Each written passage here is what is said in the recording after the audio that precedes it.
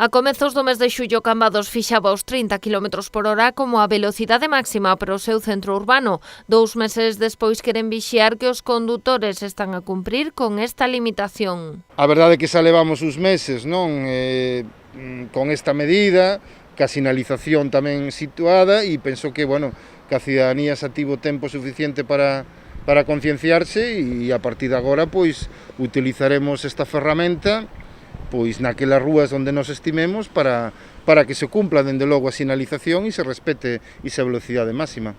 Dende o Concello valoran positivamente o comportamento dos condutores, pero con esta ferramenta queren disuadir os que aínda non cumpren. Cumplen nunha gran maioría e que afortunadamente que as denuncias son moi testimoniais, son moi excepcionais, porque a gran maioría dos condutores, repito, cumple moi ben cas normas. Eso a Policía Local nos dá un plus de seguridade pública, porque sabemos que cualquier accidente que se poda producir a menor velocidade, lóxicamente as secuelas van a ser moitísimo menores, non? Este radar móvil da Dirección Xeral de Tráfico percorrerá os puntos claves do tráfico no centro urbano. Os condutores que incumpran o límite recibirán a sanción que ven recollida na normativa da DXT. Non vamos a comunicar sempre, pero sí que cada vez será máis frecuente poder utilizar esta ferramenta, non vou dicir que vaya a ser todos os días, pero é posible que ao mellor se faga unha vez a semana, en función tamén da necesidade que vexamos nós e do cumprimento por parte da cidadanía e do respeto que teñan pola velocidade implantada dende